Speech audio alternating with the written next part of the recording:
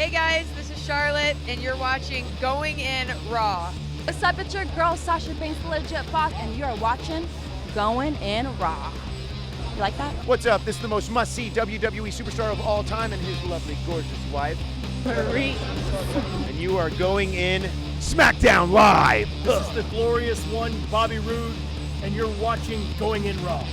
Hey, friendo, Steve here. And Larson. Yeah, welcome to Going In Raw, the only pro wrestling podcast you're going to be listening to right here at youtube.com/Steve and Larson, and available wherever fine podcasts are, including the Apple iOS podcast app. Be sure to leave us a rating and a review, whichever one you want, maybe both. It's free and easy. It's a great way to support Going In Raw. We're also available on CastBox. We have a terrific partnership with CastBox. We suggest you check out the app. It's a fantastic way to check out podcasts. Apparently, we've been having some problems with Google Play. Yeah. Things updating properly. We're going to send that to our people. We're going to say... Yeah, we'll get that worked out. We'll get that all figured out. We're also available on the Patreon. Hold on, was it only Google Play that was the no other platform? That's the one that I've heard that we've had problems with. Here, go ahead and continue. I'll check other platforms to make sure we're all good. We're also available on Patreon, patreon.com/Steve and Larson. We got 65 people watching the pre-show right now. Earlier we had 300 people because we accidentally went live on our main channel. Yeah. For everybody to see. I was just mumbling away, talking about the day, and then somebody realized, you guys, I think it was Jazz Wooten here in chat, said, you guys are on your YouTube channel, you know. Oops. And we're like, oh, I forgot to change the stream key. We're not very good with technology still. I'm still getting used to coming into an office in the morning. So we're on Patreon. I gotta say, I feel like I got a little more spring in my step, and I know I just have to come here rather than drive all the way to your house. Well, I noticed that you're always here before me. Yeah. And you're always here before you would have been at my house. Yeah. So I can tell that you've been... Part of that's just logistics. I mean, it's 15 minutes closer. Yeah, I know, but there have been times when you show up at my house like 11 o'clock. Also, that wouldn't have been the case. I haven't been going to the gym. I didn't go to the gym all last week. Oh, yeah. Well, I went once because... my shoulder's a little messed up still. Okay. And I'm going to go tomorrow, so I'm here a little bit later. That's another reason why. No, I am thrilled with the office. Like, I love being here. I love working here. I love the space that we have. It's great. You're mighty comfortable here. Yeah, man. Well, I got my shoes off right now. Is that going to be a thing with you? I'll be honest. I'm not a fan. I don't really care. I know. I'm not. I won't tell you not to do it. Well, you can't. Well, I could ask you. Yeah, I'm not going to do that, though. Like, I haven't brought my dog in, so you have that. Mm-mm. That's as far as I'm gonna go. But like, no, man, I'm super comfy. You know, here's the problem. I kept on getting shocked. This thing, like, you got shocked when you turned on the record button. It's not a huge deal for me though. I don't like it. I don't like the anxiety of. Well, am I about to feel? It's not as if you're getting like electrocuted. It's just a minor little shock. I think you literally are getting electrocuted to a very painful degree. To a minuscule degree. Have you ever? I don't like it. Have you ever accidentally touched the plug on when you're plugging something in and get shocked that way? Oh yeah. I know. It's horrifying. It is. It's happened to me twice. Once when I was like a teenager, I forget exactly what I was doing, but I was doing one of those things when I was trying to blindly plug in my TV, but it was like behind a thing. Yeah, and I was doing this. You realized you had your thumb on the prong, huh? And my thumb on the prong, and it went. It was like in my brain, like that. And I was like, "Oh God!" Yeah. And then when we moved into the new house, like 5 years ago, whatever it was, I was unscrewing the light plate thing, right? The socket plate, and I forget how. I know. I remember. The funny thing is, I remember thinking to myself, I'm probably going to get shocked right now because I'm being kind of careless. Yeah. And sure enough, the thing hit it, but it hit the breaker. It just went like sparks flew, but I didn't actually get electrocuted. Oh, okay. So, yeah, no, that's happened to me. It's terrifying. Patrick Oliva says you should get some office slippers. No, man, I'm barefoot. I just like to be barefoot. I made some shorts for myself today, too. I took some pants that I never wear. Wow. And then I cut them into shorts. Pretty soon you're going to get like a cot in here. Just take a nap. Yeah. Exactly. Anyways, so we're on Patreon. Oh, look, I've got this little thing for $20, you get this care package. Oh, it works. Look at that. We got a comic book, some stickers, a poster with Mecha Santa and Top Knot Super Best on either side, so you get to choose which one you want to put up. Mecha Santa's right answer. And then a signed postcard. It's got our OG logos. That's the OG care package. Yeah, man. It's the vintage care package. Yes. With the old logo. I came up with, I don't have it here, but I drew and designed the cover for Stowaway Bear, the comic book. Oh, I saw you did that. I have story ideas, so don't go any further with that. Okay, no, that's totally fine. The cover is killer though. Okay. It's a great cover. I don't know if I have it on here or not, but it's absolutely it's a great cover. I'm very excited with it. Did I actually take a picture of it? You sent me the cover without any pictures on it. Right, yeah, no, but I did like it's dope. It's like a bear's skull, right? And then over like a still ocean water with a yacht at the bottom. All right. It's rad. Okay. Very happy with it. Stowaway Bear, the comic book. That's going to be the cornerstone of the next in my Friendo mind, the story starts not in the 80s, well, not the 1980s, maybe like, prehistoric days. Okay. That's when the story starts. Okay, there you go. Keep thinking of great story ideas. So Stowaway the first Bear. 5 pages will have no dialogue. Okay, that's good. I like it. So you're thinking 2001-esque. Kind of, yeah. Kubrickian. I love it. I love every second of it. That's great. Keep on thinking of great ideas. So yeah, and then we're also at ProWrestlingTees.com/Going in Raw. Before we get into our Raw recap, we're gonna make one quick announcement. We were gonna do this, or we sort of alluded to it midway through the show yesterday, but we're going to say it again. This Friday, the longest Royal Rumble event in Jeddah, Saudi Arabia, will be on the WWE Network. Of course, we're going to be watching. We're going to be here in the office watching. We're going to be broadcasting our live reactions. Correct. Here is the still from it right there. Steven Larson's largest. I should change that to longest. Ill? Well, you're green and I'm blue. I don't know. I wanted to change up the color scheme a little bit. All right. You're ill or you're the Hulk. That's not. Do you realize when you're actually ill, you don't turn green? Like you lose color a little bit in your face, maybe. Well, the general idea is if you want to visually show someone feeling ill. Right, the ill emoji is a green face. Yes. Yeah, that's about to puke, but it's not literal. So yeah, youtube.com/Steven Larson, 427, 9 a.m. Pacific time, noon Eastern time. Correct. For the kickoff of the show. And here's what we're going to do also. There's been a lot of hubbub, and we're not going to get too deep into it because I don't really want to, but there's been like a lot of hubbub about the fact that women are not going to be performing at the longest Royal Rumble event, which is a big fat bummer. We're not going to get into the minutia of, or the debate of, should WWE even be putting this on? They've got a big fat paycheck. We're not going to talk about that because apparently people in the comments were talking about this the other day. We're saying, you guys are being disrespectful to the culture, and I could see that point of view. And we are not trying to be disrespectful to any culture. Absolutely not. But what we are going to do to sort of, I don't know, make what I feel is a negative, not being able to see the women's division perform, into a positive, we're going to donate half of the super chat money we receive from that live stream show. Yeah. We're going to donate it to a charity. There is a local homeless shelter that specifically takes in women and children from, I don't know if it's like specifically from abusive homes, but it focuses on bringing in women and children. St. John's homeless shelter program. For Real Change is what it's called. Yeah. That St. John's program for Real Change. That's what it's called. So half of the super chat money we bring in is going to go to that place. I actually have a friend who works there as one of the cooks. He says it's a fantastic outfit, and they're huge here in town. We wanted to do a local thing as well here in Sacramento. Yes. So that's what's going to happen with that. We hope you enjoy it. You join us. Mm-hmm. We're not asking for super chats. We're just saying people give us super chats. Half of it is going to go to this charity. We think it's a great charity. Yes. So that's happening. Let's talk about Raw. Yeah. I thought there was some good bits, but I thought overall it was kind of underwhelming. It seemed to lack some fire. I feel like Paul Heyman at the beginning sort of killed it for me a little bit. Well, I don't know if it's necessarily Paul Heyman. I think he talked way too long. He talked a while. Well, here, let's start at the beginning. First, the show kicked off with a great tribute to Bruno Sammartino. The entire locker room, save for Brock Lesnar and Paul Heyman, were at the top of the ramp. 10-bell salute. Oh yeah, and they ran a great video package. Highlighting his career. Yeah, fantastic. Anyways, right away, I guess the reason Lesnar and Heyman weren't on the stage is because they were coming out right after that, so they wanted to save that surprise. Yeah.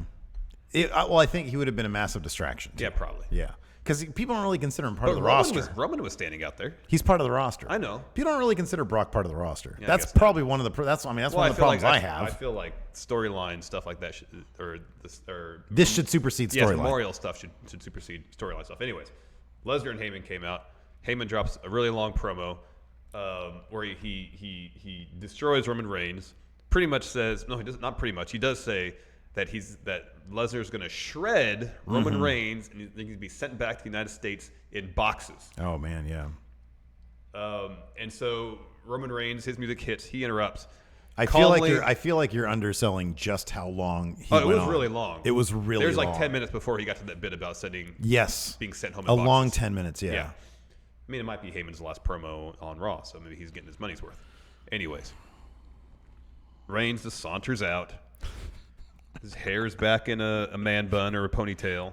Dude, look, man. He's chill Roman. He's chill Roman. And after Heyman just verbally destroys him. Yeah, literally says that he's going to be murdered. Yeah. He walks in the ring with a mic and just says, essentially, well, that's just your opinion, man. He says, I don't know how I'm getting back here, but I'm coming back with that title. And that was it. Yeah, I know. You got destroyed. Yeah. Do something. Yeah, right. Why did they insist on making Roman look so damn weak? That's their thing. He walks out there with no fire, no intensity. Yeah. He just kind of ambles out there. Yeah. Gives his 2-sentence promo and leaves. Here's my thing. Like we should have done is come to the ring with a mic, act like he's going to talk, and then sucker punch Brock. Fight. Yeah, I agree with that. The inverse of that, or like the opposite thing they should have done, if they weren't going to do that, put a Corona in his hand. Yeah, something like go all in on Chill Roman. Margarita. Hey, no, from one of those long cups you get at Vegas with the watered down slushy crap. That's way too much. No, do that. Let me ask you something. Is there a beer out there? Board shorts. Is there a beer out there that is more indicative of being chill than a Corona? Well, I mean, that's the image you have in your mind because of their commercials. So they've done a good job branding that for chill. I feel like Corona is what is a chilada? No, those are just the what Lacey likes those. No, but then they have the word chill in the name. Well, yeah, but they have a long way to go before they can actually demonstrably what about say we're the most chill beer. Bud Light Lime? Come on, man, that's just for weird people. I don't know who would drink that crap. I think Coronas is like the ultimate. Hey man, because I personally prefer if I'm gonna have beer with not a lot of flavor to it, I prefer Pacifico. Yeah. That's my chill beer, but Coronas is like the most chill beer you can possibly have. I think that might out chill Corona. Right? Yeah. Like no, Dos Equis is kind of doing too much too. Yeah. But Corona is the most chill. Have him come down with a Corona. Yeah, in a beer cozy. In a beer cozy. Yeah. Give him the mic, and he says. No, first have him like speaking to the Corona, like he thinks that's the mic. Exactly. He does that face. Yeah, man. Look, I'm with you, but they've always done that with Roman. Like, remember when? And they wonder why he gets booed. Yeah, because he's like in the words of Ronda Rousey had a shirt said, "Don't be a DMB." He said, "Do nothing, bitch." That's what Roman Reigns kind of is. He's a do nothing bitch. So I don't know, man. I agree with you. I find it bizarre. I find it funny. Yeah. Hey, Roman, here's the thing. You're going to go out there, and here's the thing. Have you ever been to the DMV? Right? Okay, so like when you go to the DMV, all those people behind the counter, right? No sense of urgency. That's what we're going with for you and your new gimmicks. Yeah. State worker. Yeah. Yeah. I don't know what the deal is, man. I don't know. This is their go home for what is supposed to be, I would guess, Reigns' coronation as Universal Champion. Mm-hmm. And it's the most underwhelming segment they could possibly do. Yeah. Wow, was that underwhelming. It really was. And the only thing I can think of is maybe Brock, like in his contract, just said he shows up. No physicality, nothing. That's the only thing I can think of. Oh, that could be. Yeah, there could be like a pay bump for throwing. That's the only thing I can think of. But how would that explain? Like, they should have. Hold on a second. Does it also demand I can't be in the ring with somebody who's speaking a volume of over 10 decibels?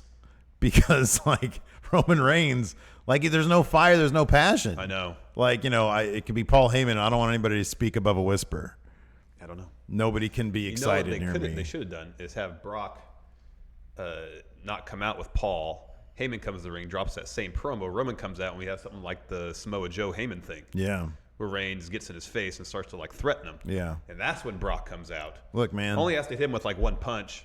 We can list right now. Before security comes down and breaks it all up. We can list right now. We have 64 people watching this live on Patreon. Yeah. Every single one of these people in this chat room has a better idea than what actually could happened. come up in 5 seconds with a better idea. Yeah. You and I could do 10 immediately off the top of my head, better than what we got last night. Yeah. But that is the story of Roman versus Brock. For some reason, they are intent on having this limp to a finish.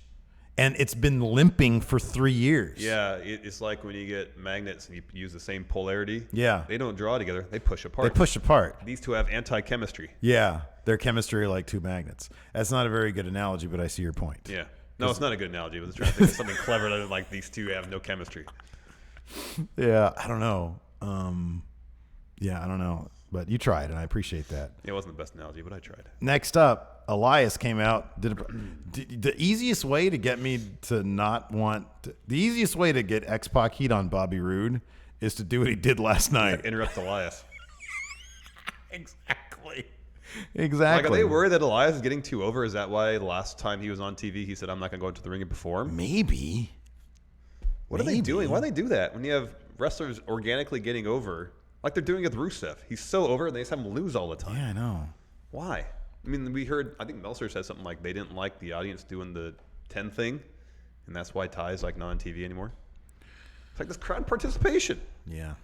That's like actually positive crowd participation. Okay, can I play devil's advocate for a moment, though? Huh? That's kind of how the what thing started, and look at that. Yeah. So I can see them not wanting... like, I really doubt 20 years from now fans are going to be chanting Rusev Day. No. But I could see the 10 thing being a thing. That could be annoying. Well, here's the thing. I'm wondering if the whole reason Ty was brought up is because the 10 thing was so over. Oh, and then they ditched it? Yeah, that could be. I don't know, man. I don't know. If you're going to bring him up for that, then at least let him do that and get himself over with that. Yeah. Rather than take that away from him.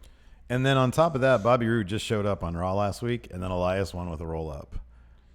Yeah, no. And it was clean, wasn't it? More or less. I mean, he probably held tights. No. He didn't. No. Right? He didn't even hold. The finish was because he reversed the glorious DDT. But that wasn't what led to the roll-up. Right, yeah. He just yanked Bobby Roode's arm against the ropes. Yeah. And then jumped back in the ring and rolled him up. Yeah. There was nothing dirty about it. Yeah. It was pretty clean. I mean, I like Bob Roode. I like Elias. So if this is going to be a feud, that's fine.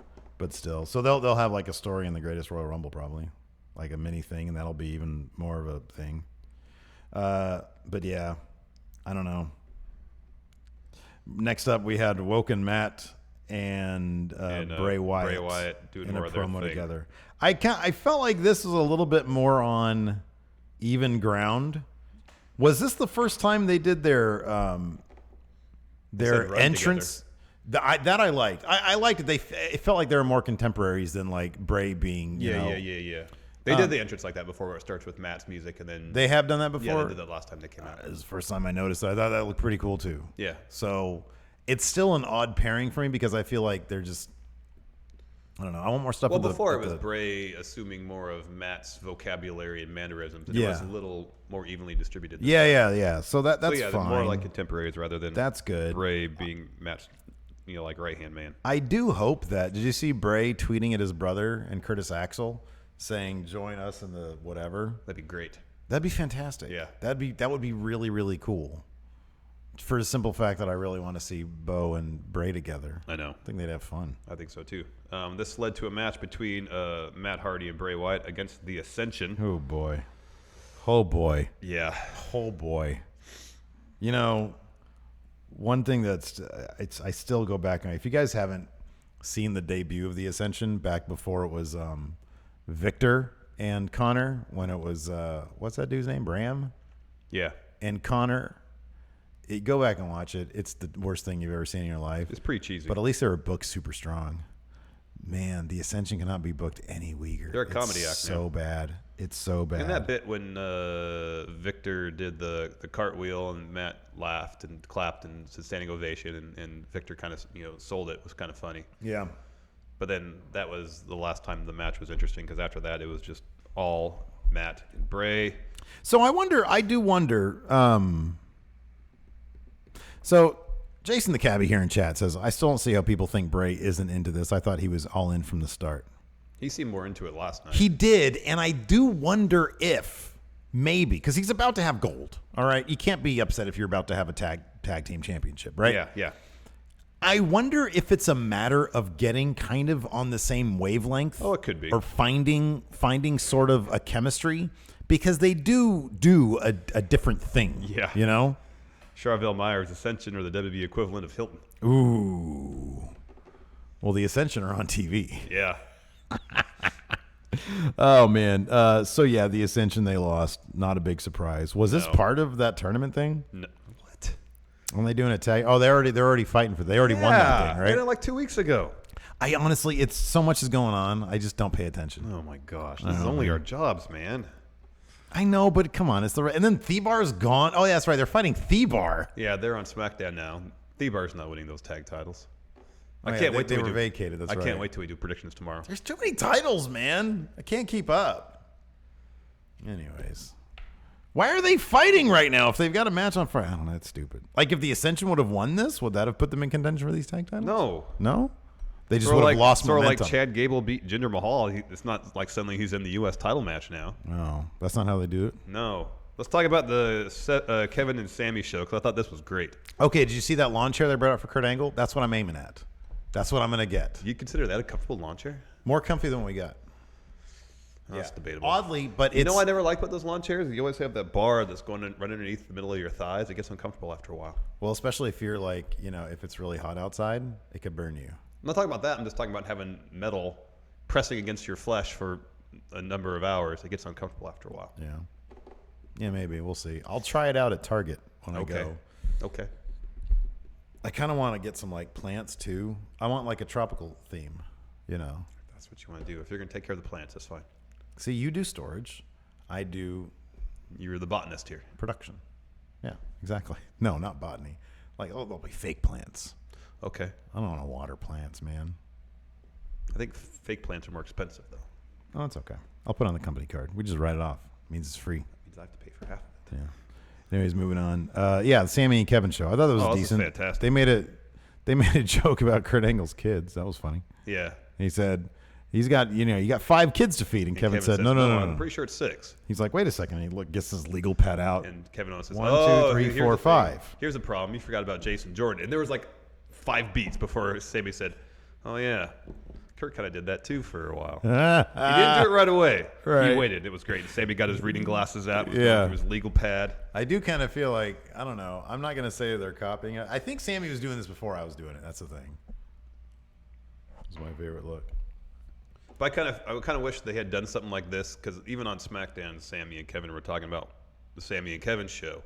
Like, actually give them the show Yeah. and actually let them show off their comedic chops and their chemistry. Because they never really got that opportunity on SmackDown. They were always stuck with this typical promo type stuff. Yeah. That was great. I thought that was a lot of fun. Yeah, they gave Kurt a lawn chair to sit in. Yeah. Kurt Angle had some good bits. And at the end, I don't know why they're poking this bear because Kurt can do what he did last night. I know. He made a match. Sammy and Kevin versus freaking Braun Strowman and Bobby Lashley. Yeah. That's a tag team I'd like to see. Oh, heck yes. Yeah, man. That's what they should have done. They should have had Braun just replace Nicholas with Bobby Lashley. Well, then also Kurt says he's in largest Rumble, as is Chris Jericho, as is Daniel Bryan. Yeah, people are popping for that stuff. Yeah. SmackDown's going to be good tonight. Oh, yeah. Next, Seth Rollins backstage. He's approached by The Miz Taraj. They open their jackets and scream, burn it down, because they're wearing Seth Rollins shirts. Yes. They want to forge an alliance with Seth now that The Miz is Not on just SmackDown any Live. alliance. They want to be new Shield. Yeah. And they put their fists out like that. And Seth says, it's going to be a hard A no. hard no. When's the last time you had a hard no on something? Mine was yesterday when you asked me to put my shoes back on. That's going to be a hard no. I didn't ask you to put your shoes back on yesterday. Yeah, but you're inferring as much.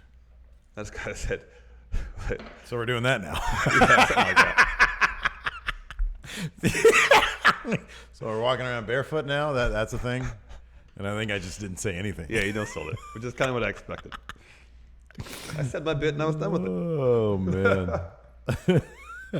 You let your feelings be known. So that's the thing now. Sometimes that's all you need to do is just say your bit and then you're done with it. Yeah. No, that's good. So like the first time I bring tuna in here for lunch, You're like, oh, you're the guy that brings fish into the office, huh? Oh, I don't mind that. So long as I don't microwave it. No, it's going to be like, I don't know. Probably salmon, maybe salmon. I wouldn't do that. Most I'd do is like a tuna sandwich. Yeah. That's the most. And honestly, it's just the microwave. Yeah. I like the smell of tuna, to be honest with you. I do too. Yeah, tuna's good. I might make another one. Make one for me. Huh? All right. Come on, man. Bring it up. Bring it in. I'll do that. Anyways, I'll do something that annoys I'll you eat your and then you'll freaking say- tuna and sandwich. well, if I say you can. At some point. I meant if you brought me one. Only if I say you I'll can. have to start bringing my lunch in here, writing my name on it. Keep you off my stuff. There'll be a certain point I'll do something. I'll be like, oh man, all this stuff over here we got to put in storage right now. Only if I say you can. And you'll get annoyed by it. Oh god, that's good. Next, Titus Worldwide. They want some payback by what happened last week against Dolph and Drew tag match. Yeah. Man, at first I was not into Drew and Dolph as a partnership, but I gotta tell you, after seeing them in the ring, I dig it. Did I miss something? So Tommy Cat, said, please tell me they spent at least 10 minutes burying Roman's fake fans. Is that really a thing? Well, there was like a small group of people that were chanting for Roman. Okay. Like 10 or 15 people. The camera cut to them. Yeah. And then I think Heyman acknowledged him or Roman acknowledged him or something. And that was it. No, Heyman did. During his promo. Okay. I thought that wasn't there like a more of a healthier smattering of fans that were chanting for Roman when he came out? Oh, I don't know about that. Just during Heyman's promo, they actually cut to a group of, I don't know, like 10 people. Were they all like interns or something? Or all they were Well, I think that PAs? was the idea, is that they were put in the Plants. audience for the sole purpose of cheering for Roman. Oh, well, I don't know, man. Well, look, we've been to plenty of shows. I've seen plenty of people with Roman Yeah. stuff on. Maybe they're doing it ironically. Maybe they just want to Could get on be, TV. could be. You want to get on TV, cheer for Roman. Yeah. Anyways, at least in terms of their in-ring work, this Dolph-Drew partnership is already working out pretty well. Yeah. No, I love it. I think they work great together. So Dolph seems like he's got a fire under his ass, and Drew, look, That promo was great. that promo was great. That promo, like, if you want real evidence, like a real example of somebody who hits it out of the park when given an opportunity, look no further than that promo. Yep. Because the delivery, the energy behind it, the charisma, everything about it was exactly what they're looking for. It was reminiscent of his first promo after he was released from the WWE. yeah. And he showed up in ICW. Yeah, I believe so. And he cut that promo that left everybody wondering, why wasn't this guy in WWE? Why wasn't this the guy that they actually used? Oh, everybody's saying their plants. Okay. I mean, that sucks. if that's true, that's true. Let me ask him. Do you consider Brock Lesnar guy a plant? I don't think. I mean, he's think he's more not like a super fan. He's just a super fan. Yeah. That they know they can rely on for him to like do that. Exactly. Yeah. So, but yeah, if they put him there, then that sucks. Yeah, and it's cheesy. Yeah. But Impact once did that with an entire. When they went to India and they paid people to be there. Well, I was gonna say, and it like, made for great TV. Every episode of Impact in the Impact Zone is tourists that are there for free.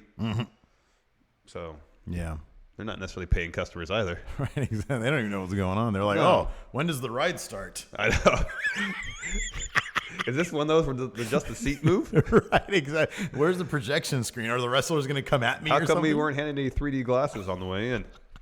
No, anyways, but Drew is he's Yeah, fantastic. as you said, Dolph seems to have a renewed sense of passion and purpose. Yeah. As he says, we don't steal the show, we are the show. Let me ask you something though. Why Drew? And I'm fine with it. I'm totally fine with it. But did Authors of Pain, as soon as like Ellering left, did they start peeing on like people's bags or something? Like, because why were they not on TV and why were they booked weaker last week? Than they were the first time. Then, well, Drew and Dolph ran through I know. Titus Worldwide, who are know. supposed to be quite a bit stronger, Yeah. a tag team than Heath Slater and Rhino. Yeah. And Authors of Pain had problems with him last week. Well, no, that's what we said. They should have destroyed him. Yeah, Dispatched them much quicker the second time around. And yeah. Drew and Dolph had zero problems. They went through these You know what it is, guys man? like butter. They don't think about things that No, thoroughly. they don't. They don't at all. And they should. But it is evident. Like, dude, Authors of Pain have been on the precipice, seemingly, at least have been ready, seemingly, to be called up for 6 months now. Yeah. And there is no plan in place, evidently. At least one that, means TV every week. That's weird. I know. That's so weird. I know. So I don't know. I know. Let's see here. No, I'm not. Here's my thing. Authors of Pain, until they do something else, I find them. We felt they were stale, and we're like, okay, well, cool. They're getting called up. That's what. But I don't know what they're going to do with them because they're kind of one dimensional. Drew McIntyre and Dolph Ziggler are not that. And yeah, their tag chemistry is great. Well, not only does authors have to worry about Drew and Dolph, they also got to worry about Kevin Owens and Sami Zayn. Yes. Yeah. Because it seems like they're going to be the tag division too. I think so, yeah. And there is a conversation to be had about the state of tag team wrestling in general. Are they simply going to start, because the rosters are getting to be to the point where they're just super deep? They kind of have to do that. They're going to have to start doing that. People up, yeah. I mean, I wonder if Redragon and War Raiders are kind of. I mean, I've mentioned before how I feel the NXT tag division. While there might be some potential there, besides War Machine and Red Dragon. Oh, and TM61. And TM61, yeah. I always forget them. There's not a whole lot going on, and I wonder if they're going to shift away from traditional tag teams coming in to, just pairing up singles competitors. I don't know. But anyways,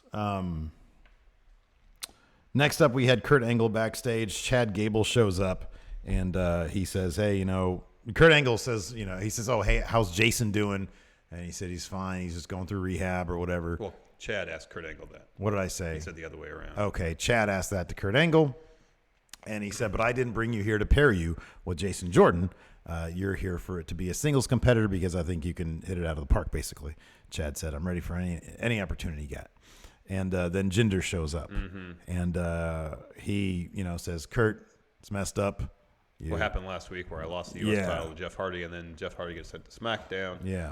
Yeah. And then somehow, some way, he starts running down Chad Gable. Yeah, first he says, who are you, Braun Strowman's tag team partner at WrestleMania? And hitting the gym? Yeah.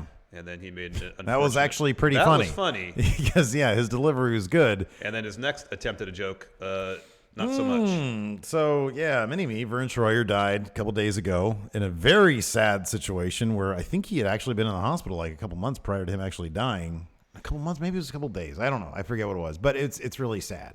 And he said, "Oh, I get that you're making the joke that he's smaller, but comparing him to Mini-Me and then saying straight up he just passed away 2 days ago, that is not making your joke any better. That is like, it's a human being, man." Can't be cracking those kind of jokes. Nope. And I'm really surprised that nobody said, I got on Twitter. I was like, I'm not really going to say anything, but I want to see what anybody else says. Nobody else said anything either. Well, I thought I saw something. Oh, did you? Okay. Maybe. Anyways. But it was what it was. And he said that. And the funny thing is he said the joke really sheepishly. And I wonder if even he felt uncomfortable. Could be. Could be. Anyways. So then that led to a match between the two of them. Again, we've said this before. This is kind of a recent thing that we've talked about, I know, in a specific episode, talking about Jinder Mahal. Number one, I find Jinder very entertaining as a character. I want to see the guy succeed. I really do. Mm-hmm. I just don't think he's that great of a wrestler. And given how SmackDown is loaded with really good wrestlers now, I feel like Raw is a better situation for him. That being said, Chad Gable is a hell of a wrestler. Yeah. And so this was a decent match. It was. Like Jinder he can be brought to a decent match with a decent opponent. I don't remember when it was I said it, but I think Jinder benefits from being in the ring with people who work a faster pace because it forces him to work a faster pace. Because when he works his usual pace, which is slower, more meticulous, it's not the most exciting contest. Yeah. Whereas this match, Jinder's match against AJ for the title, fast pace, more entertaining. Yeah. When you have somebody who's taken it, what you just said. Chad Gable reverses the Colossus into a roll-up and picks up the win.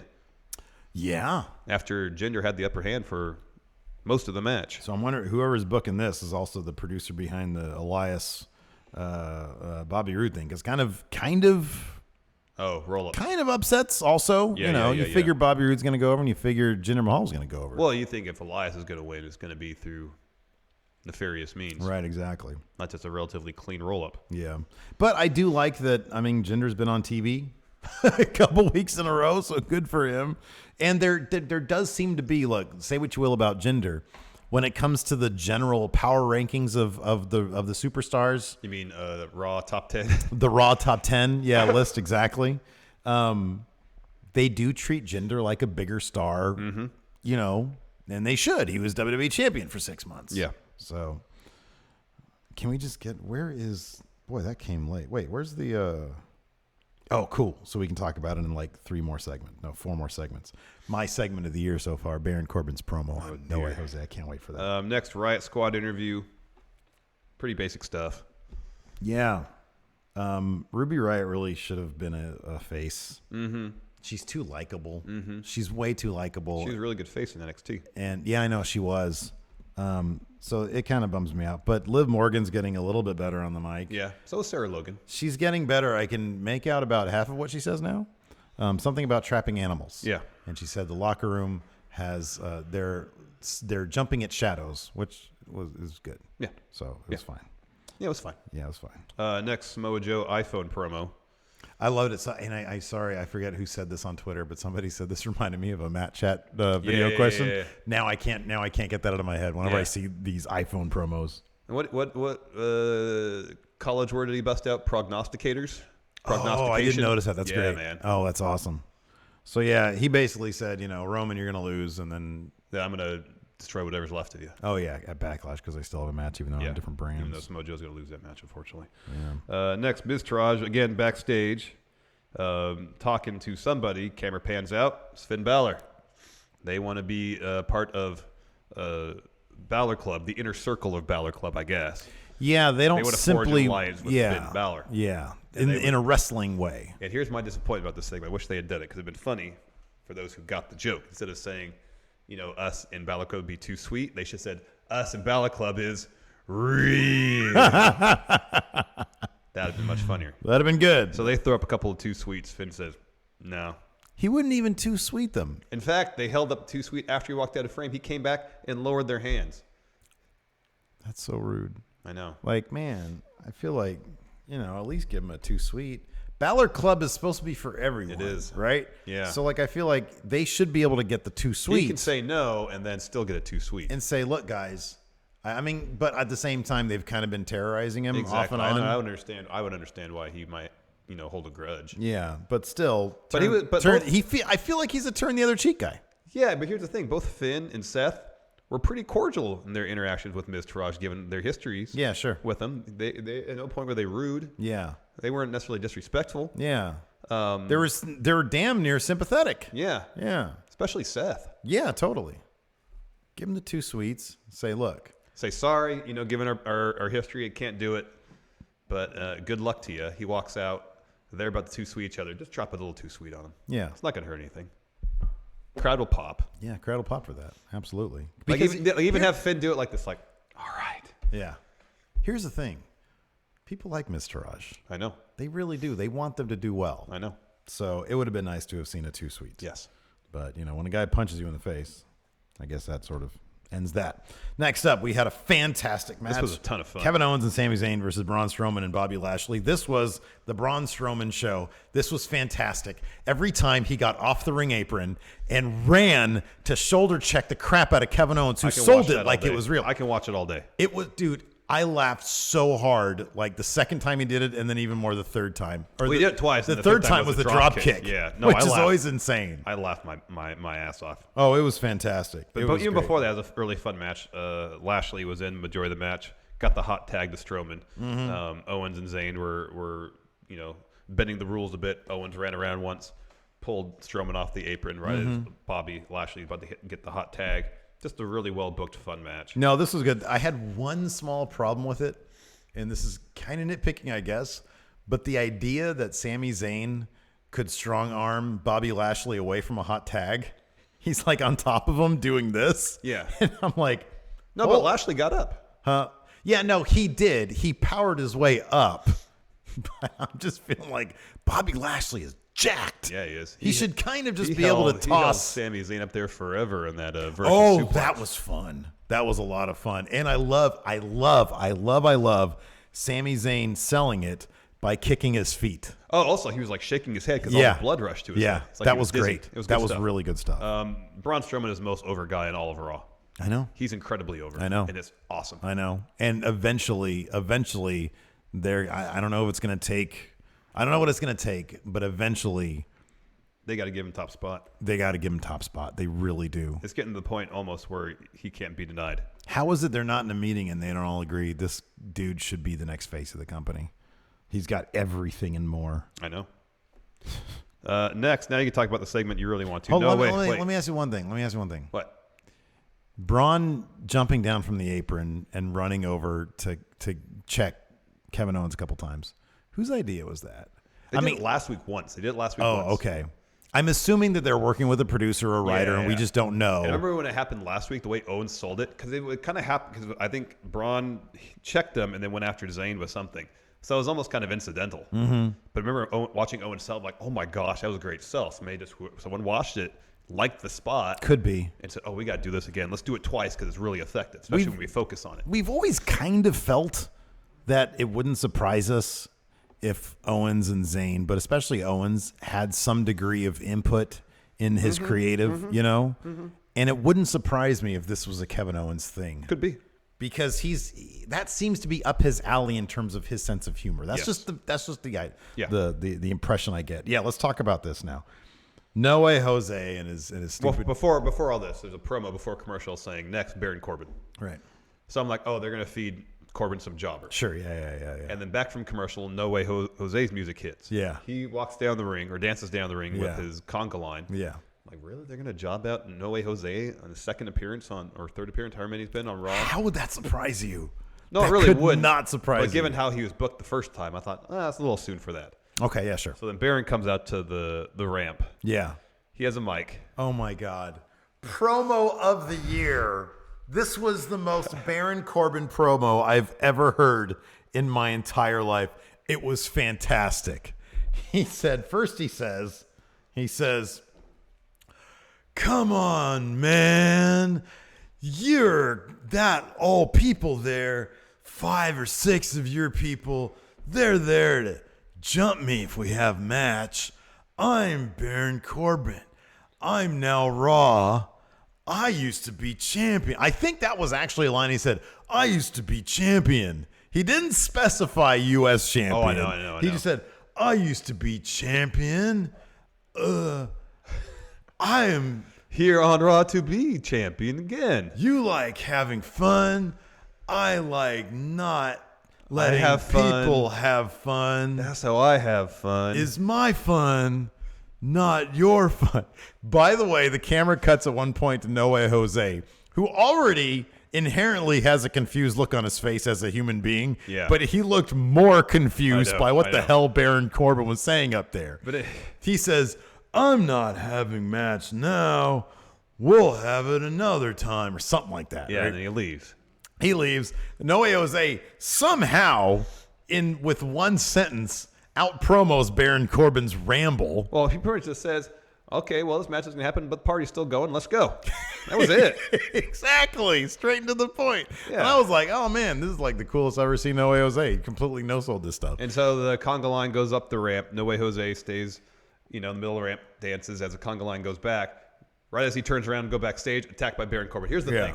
How come there was how many people in this conga line that was there to set a trap for Baron? Yeah. How come nobody did anything about it? And also, I want to give credit to Corey Graves because he was pointing out various people in the conga line. There was Hot Pepper guy.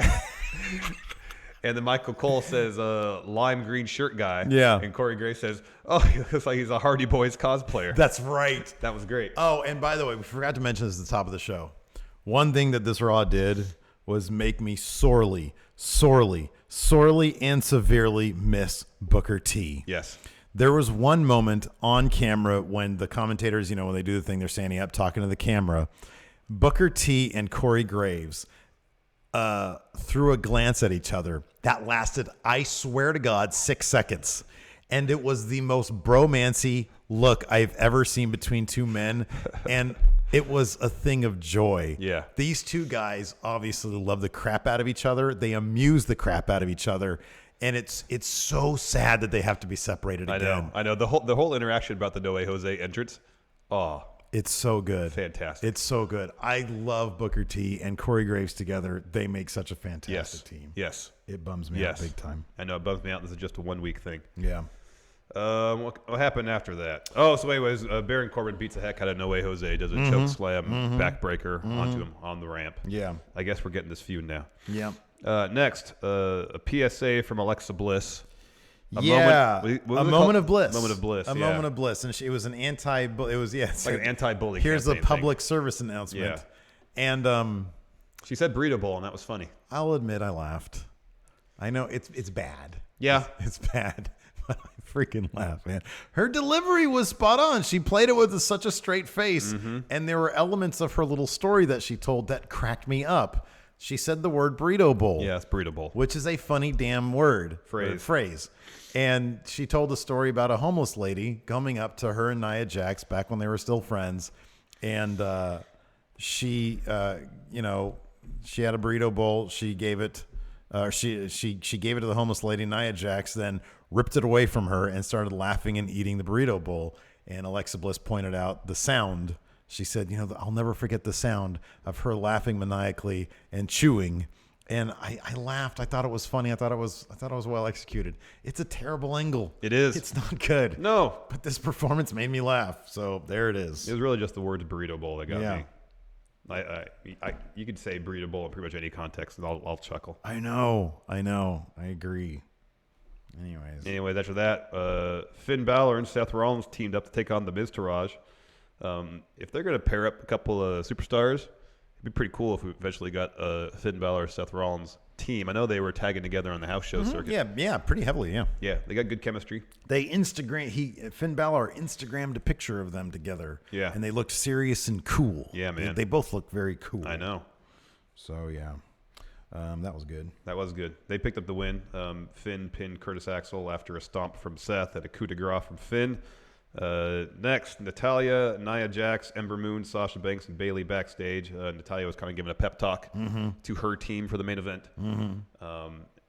Both Ember and Nia talked briefly.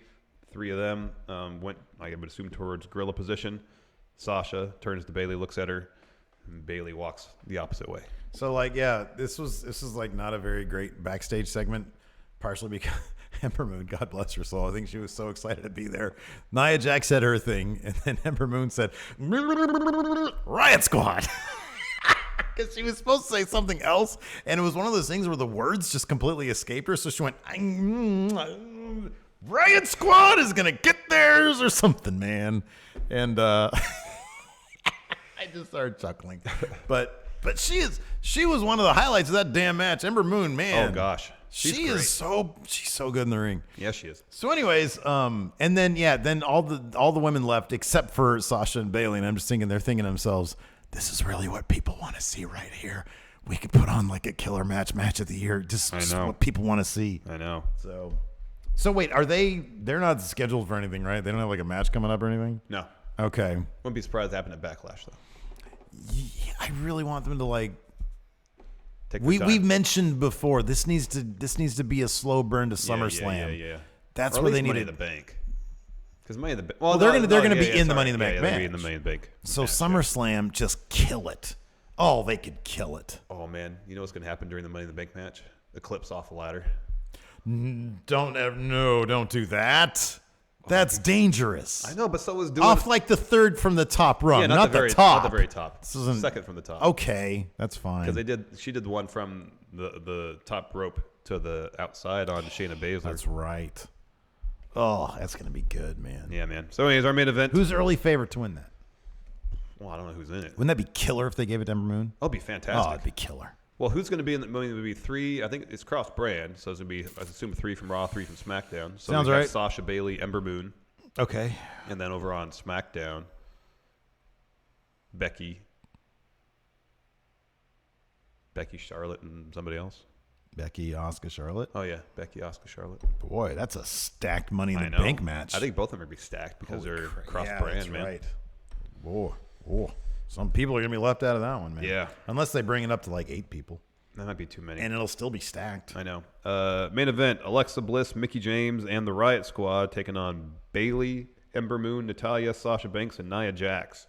This was fun as was a lot hell. of fun. This was fun as lot of hell, fun. and I love the finish. It was chaotic. It was messy. yeah. There was a lot of great stuff. Mickey James was totally a standout. Ember Moon was a standout. And Nia Jax was a standout. Yeah, I never seen her do that shoulder tackle off the apron before onto everybody. That was crazy. Okay, so everybody fell, but it was directly on Ember Moon. Pretty much. She got laid out. Yeah, man. No, there was a lot of really good stuff to enjoy about this match. Kind of the major story beat leading to the finish was Natalya had Mickey James and a sharpshooter. Sarah Logan comes in, breaks it up with a chop block. Natalya sold the crap out of it. She sold it really well. Rolled out of the ring. Trainers come up to check on Natalya's knee. After that, it was like chaos. Everybody fighting. Mm-hmm. Nia does a leaping shoulder tackle off the apron onto everyone on the outside. Mickey James recovers enough to go around to where Natalya is, starts beating on her. Yeah. Ronda Rousey runs out to make the save. Mickey gets back in the ring, and then while Ronda's looking after Natalya, Mickey does like a sliding kick. Yeah. Knocks Ronda over, upsets her greatly. Ronda gets in the ring, judo throw, armbar. Mickey is no longer an issue. Ronda Rousey, she I mark out, dude. I pop for her when that music hits. They're so on the right path with her. They're so on the right path. What do you think? Like, what's her ceiling? What do you think? Like, if they keep this up, is she going to be? I mean, I know like we've heard that the plan is to main event Mania 35. That's awesome. She picks up the title then. That'd be nice. Yeah, that'd be pretty hot. Yeah, man. I think at this point, it's totally believable. I wonder how. I mean, there's the possibilities with her. I think are totally endless. I think that the women's division plus what's going on in NXT is so stacked that they could be like, it's possible. And there's talent across all divisions, but it's possible they could be perennial A story with Ronda Rousey, Charlotte, Asuka, Bayley, Sasha Banks, perennial A storyline. I mean, I don't know if the analogy between Stone Cold and Vince is possible because Stone Cold was what? That's what this light show your computer's putting on right here. What's going on? It was like the lights were changing colors and stuff. What does that mean? What light? What, this one right here? No, all this stuff around the rim of your laptop. Oh, I don't know. It's all just for show, man. Smoke and mirrors. Makes it look cool. I don't know. I thought it might mean something. I mean, might. That turns on. That turns on. Oh, that's what it was. I think it was just kind of turning off. It's going in chill mode. It's having a Corona right now. Corona. Beer cozy. I'm bringing some Coronas on Friday. No, I'll bring Pacificos. Yeah, we're in for a long day. We better bring some donuts and get some lunch because we're going to be here till. I know. The show's going to last till 2. I agree, man. And then we got to do a recap right afterwards. Or we should. Yeah, well, that makes sense. Yeah. Anyways. No, it's fantastic. I thought that the main event, I thought there were a couple of really, really fantastic moments. I'm really looking forward to SmackDown tonight, though. Yeah, me too. I get the feeling that I'm cautiously optimistic. Their creative mojo.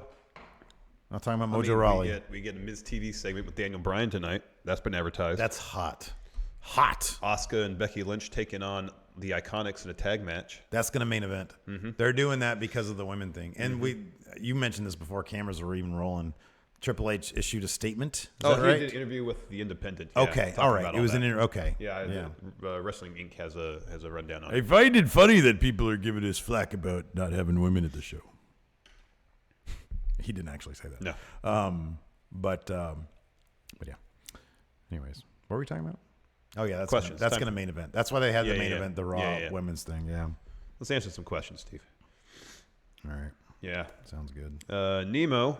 Steve has crossed the line, ate Larson's leftover lunch, probably my tuna, and I said you couldn't have it, when he was at the office alone, and there is only one place to settle it, in the Octagon. You both get a Octagon. Holy crap. Yeah, man, this is a real fight. You both get to choose someone to train you, someone to be your manager, someone to be your hype man or woman. One person needs to be on commentary, and you can decide together who will be the ref. Well, the ref's is the decision, right? It's Hilton, right? No, I thought we would do what was Herb Dean. Oh, I wanted Hilton to be the Okay, ref. Hilton be the ref. He doesn't know anything about refereeing an MMA match, though. I'm pretty sure he'd help me get over too. That's an issue. Yeah.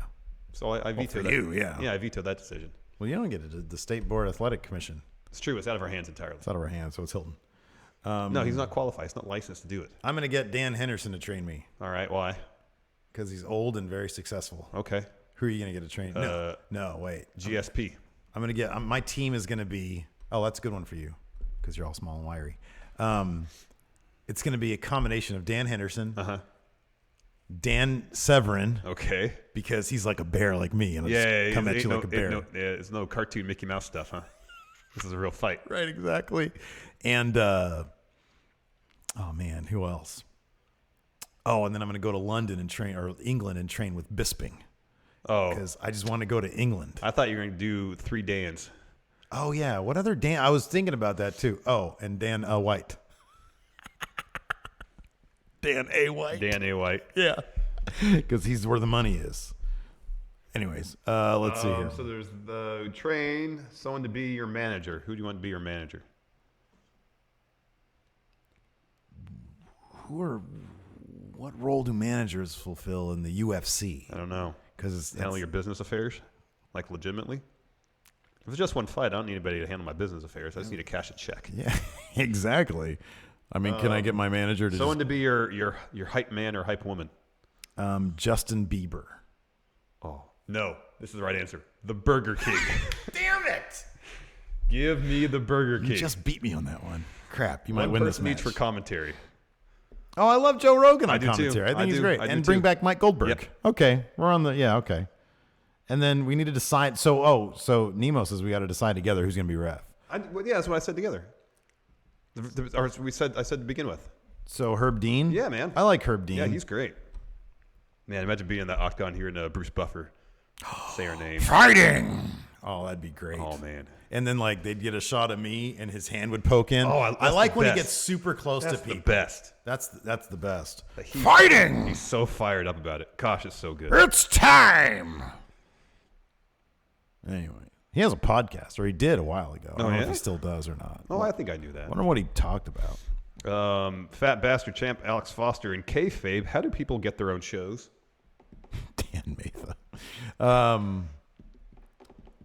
In kayfabe. I mean, they go to so kayfabe includes what we see in 2K18, the gorilla position there. Yeah. And my career mode. Yeah. So they talk to Jason Jett, and they say, hey, the Sammy and Kevin show. We're gonna need some pictures. We want this segment right here. And they say, well, let's see if we can work this out with production. I guess it's probably not that different from how it actually happens. To be honest with you. Yeah. Next, Braun's grappling hook. Whose promos do you find you're getting bored with? He's bored with Paul Heyman because every promo by him is the same as the last. That's definitely the answer. Shane McMahon. Yeah, that's another good answer. I think of any full-time wrestlers whose promos I'm kind of over. I mean, I'm never really excited when Roman talks. Yeah. So I'm kind of over that. Yeah. Like, it's weird. Every once in a while, he'll show, like, some actual charisma, and I'll be like, where's that guy all the time? Yeah, no, that wasn't on display last night. Friendo Club Hunter Rook. Kayfabe reasons Brock wasn't out with the other wrestlers for the Bruno Bell salute. I think it's just because he was coming out for the first segment of the show, and they wanted to... kayfabe reason, though. No, I know. Well, yeah, it's because he doesn't care. He doesn't know about WWE history. Yeah. So he doesn't even know who Bruno was. Broken Jacob Omega. Hi, friendos. How would you guys book Ronda versus Charlotte at next year's Mania? Personally, I would have Ronda win the title, especially if she continues how she is now. Then I'd have Charlotte win the Rumble next year. Long-term booking. I feel like they need to not go with Charlotte as a face. If they do that, I feel like Charlotte should be the final proxy for Triple H and Stephanie. Their close relationship with the Flairs. Yeah. They've known Charlotte obviously since she was probably a baby. I think that would be the way to go with that. Yep. Assuming they're going to do that proxy scenario with Stephanie in terms of taking on Ronda.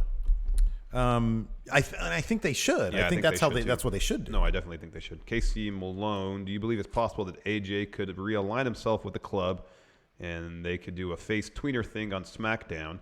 Then at Money in the Bank, Finn wins the briefcase, turns heel with the club, and cashes in on AJ. I think that'd be fun. Yeah. Any scenario that includes all 4 of them together Is a winning is scenario. a winning scenario. Winning scenario. Whipped cream dream.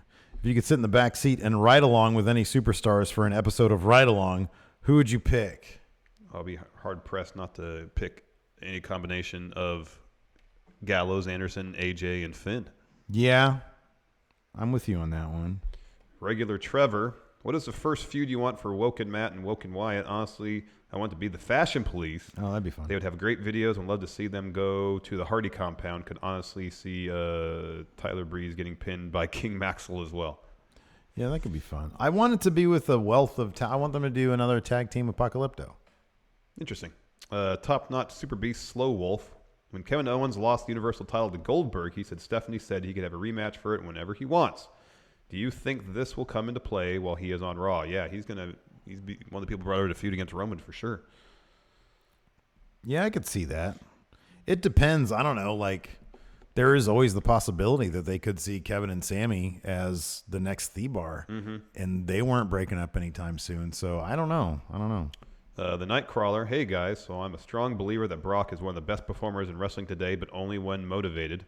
My question is, if Brock was 100% motivated, who are 5 performers for him to have programs with across all promotions?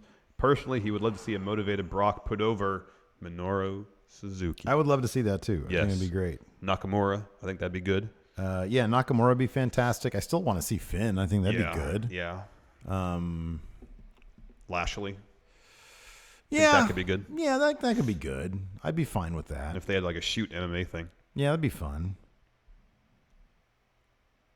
I'm trying to think of somebody else. Brian Cage in Impact, a talent swap in Impact Wrestling. Keith. Oh, that'd be good. Robert Snack.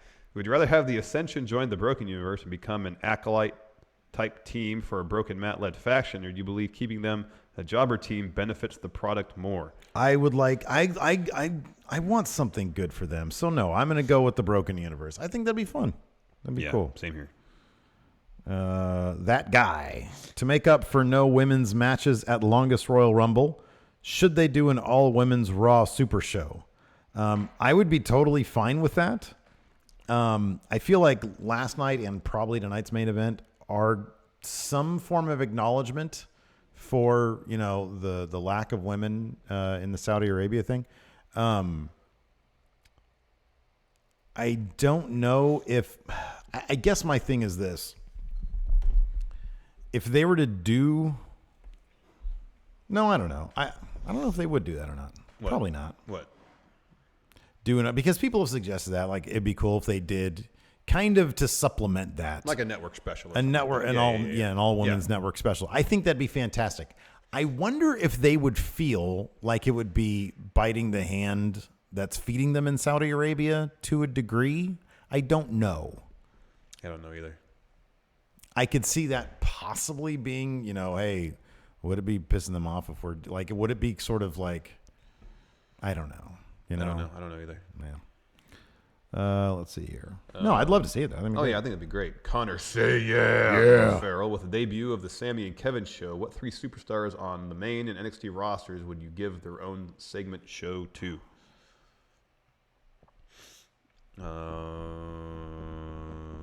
Velveteen Dream. Oh, that'd be good. I think the Velveteen Dream would be great, but instead of having it like,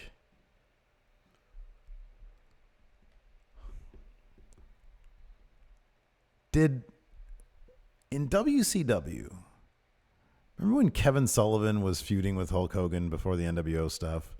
And the Dungeon of Doom stuff, and they had like a weird set with weird lights. That wasn't in the ring. That was like up against on the stage. Yeah. I would want like a Velveteen Dream interview segment. Yes. But with that level of set design. Yes, It's obviously not the Dungeon of Doom stuff because that's not. I know what you mean. No. That production value. Or remember during the NXT, the North American Championship video promo, how he was like in his living room or something? Yeah. There. Yeah. On the couch. Yeah. And they did a thing where, like, in the back corner, like, there's another Velveteen Dream sitting there in a chair. Be weird. That would be weird. Oh, great question. Morgan the Younger. Power ranked top 5 superstars banned from the Office Space. WWE superstars? Yeah, so Adam Mayhem right now is banned. He's the only wrestler that's banned from this office. He's not banned. Right? Other 5 superstars banned from here. It wouldn't be really beneficial to our business to ban them. No, it wouldn't at all.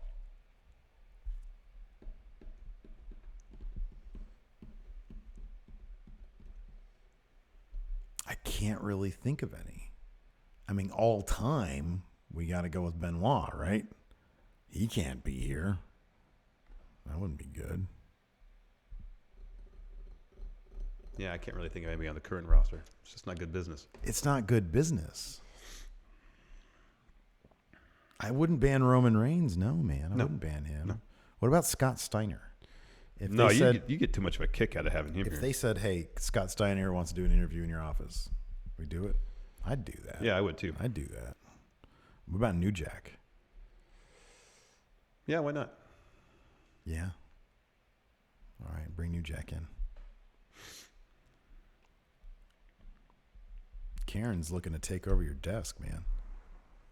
Like here? No, that desk. Well, I mentioned before that you just sort of chill here when you're doing stuff. Well, you came in today. I was sitting over there. Yeah, every morning you're sitting there, but once you transfer your computer here, it stays here. Yeah, because I don't want to keep moving my laptop back and forth. Yeah. Oh yeah, no Enzo. Oh, probably. That look on your face right there probably means no Enzo. Let's see here.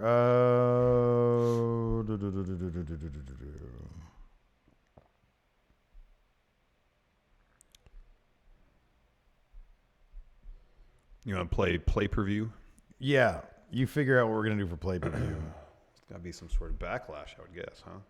We did backlash last time. Okay, so no, this is a great question. I agree, actually. That guy, I think we already did one of his, but I'll do this again. Is it just me, or would it be better if Big Cass and Drew McIntyre switch spots on the roster? See, here's it. In one sense, I think it would for Drew because he'd be instantly in a main event spot on SmackDown. I think that's the spot that he deserves. Yeah. At the same time, I don't think Dolph and Cass would have the same level of chemistry that Dolph and Drew already have. Here's another thing to consider. And I think their chemistry they already have, which is going to improve, is already pretty great and really entertaining. Once Cass is done with this Daniel Bryan thing, I'm not sure what his ceiling is in terms of the short term anyways. Yeah, yeah. And so I feel like the Drew Dolph situation is probably better for Drew because there's a long-term thing going on there. You've said this before, he's going to team with Dolph and then he's going to turn face and it's going to be huge. Yeah. People already really want to like him and they're going to really appreciate the work that he's doing with Dolph. Yep. Let's do a Starrcade. Oh, man. I'm doing Starrcade 93. You know the way to my heart, man. Starrcade. You're doing what year? Starrcade 93. That's a great year for WCW. You had Cactus Jack versus Vader in 93. Why don't they just have the list of matches? Usually there's a thing I hear on Wikipedia that just says results. You hit that and it's the matches. Where is that? Why is it not? Oh, there it is. Let's get angry. How many matches do you have? Look at I you. have 8 matches. I have the possibility of 12. All right, well, I have 8. What year are you doing? I'm in 95. So I'll take away the first 4. All right. And we'll go from there. All right. I'll go first. Sounds good. You said you're doing 95, you said? Yes. Okay. Masahiro Chono versus Lex Luger. Chono. Wrong. Darn it. This is 95, man. Lex Luger was hot. Pretty Wonderful, which was Paul Orndorff and Paul Roma. I know who Pretty Wonderful are. Versus Marcus Alexander Bagwell and Too Cold Scorpio. Oh, man. Pretty Wonderful. Yeah. Absolutely.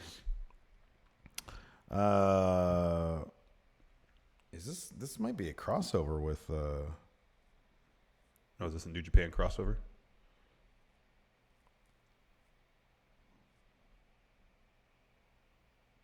It doesn't say specifically, Anyways, but continue. I think it is, yeah. Anyways. Here we go. Your favorite wrestler ever of all time, Johnny B. Bad. Oh. Versus Masa Saito. Johnny B. Bad. Very good. They pushed him to the moon. Yeah, they did. In 95. Awesome Kong versus the Shockmaster. Oh, the first Awesome Kong. That's right. I forgot. This is Starrcade 93. Shockmaster won that, didn't he? Yeah. Yeah. Nice. Shinjiro Otani versus Eddie Guerrero. Otani. Very good. Ricky Steamboat versus Lord Steven Regal for the WCW World Television Championship. I'm sorry, who? Ricky Steamboat versus Lord Steven Regal. Ooh, who came in as champion? Lord Steven Regal. 93.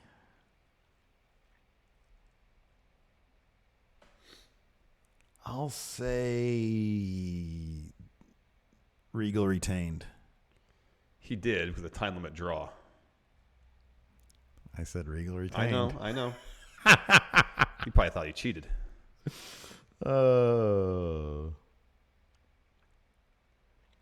Should I get a point for that? Yeah, it's fine. You said Regal retained. You didn't say he won. You said he retained. All right. In a singles match. Okay. Tenzan versus, oh, yeah, the Macho Man, Randy Savage. Oh, yeah. Tenzan. No. Snap into a Slim Jim. Tex Lazinger Okay. and Shanghai Pierce Awesome versus names. Cactus Jack and Max Payne. Cactus Jack, Max Payne. Uh-huh. Sting versus Kensuke Sasaki. Sasaki. No, Sting won. Dustin Rhodes versus Steve Austin in a best 2 out of 3 falls match for the United States Heavyweight Championship. Who came in as champion? Dustin Rhodes. It's 93? Yep. That's too early. Dustin Rhodes won. No. Steve Really? Austin. Wow. 2-0. Swept them. Ooh. What? Triple threat match. Okay. The perennial WCW franchises. Ric Flair, Lex Luger, Sting. Who won? Flair. Very good. You're on the board. Well, I wasn't on the board before. In a match for the WCW International World Heavyweight Championship, the champion, Rick Rude, versus the boss. Rick Rude. Yeah. So I guess that last match, that triple threat match, led to a spot to fight for Randy Savage's WCW World Heavyweight Championship. Ric Flair won that match, therefore he got to move on and fight Randy Savage, who won. Macho Man. Wrong, Ric Flair. Yeah, I should have said Ric Flair. The Nasty Boys versus Sting and Road Warrior Hawk for the WCW World Tag Team Championship. The Nasty Boys were champions. I'll say they retained. No. Really? Sting and Road Warrior Hawk were tag team champions? Yeah, man. That's interesting. Anyways, oh, you have one more. See if you can pull into within one. Singles match for the WCW United States Heavyweight Championship. Oh, that's funny. This is a dark match. Here, I'm going to go back and see if there's a better match in the ones that we didn't. Oh, here we go. How about this one? Oh, here. How about this one? You still have one more match here, too.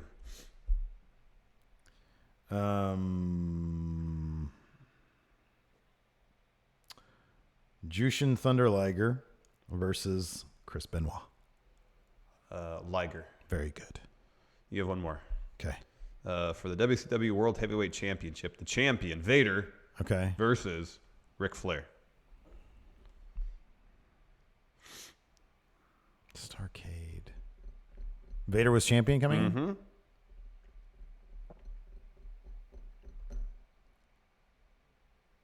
93.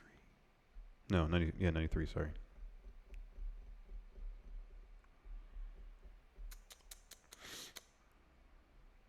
I'll say Flair won it. Yep. Nice. 6. Good job. And yes, it was confirmed here. Jason the Cabbie says there was some WCW. Wait, hold on a second. Oh, that was a crossover show? Hold on. Yeah, it was a New Japan crossover show, yeah. I'm trying to see what he said. Save it for the post show. All right, very good. Anyways, that's it for the show. Thanks so much for tuning in. Hold on a second. Hilton, do you have that music queued up? Come on, Hilton. Oh, good job, Hilton. Look at that. He's got that music. Anyways, that's it for the show. Thanks so much for watching. Until next time, we'll talk to you guys later. Bye.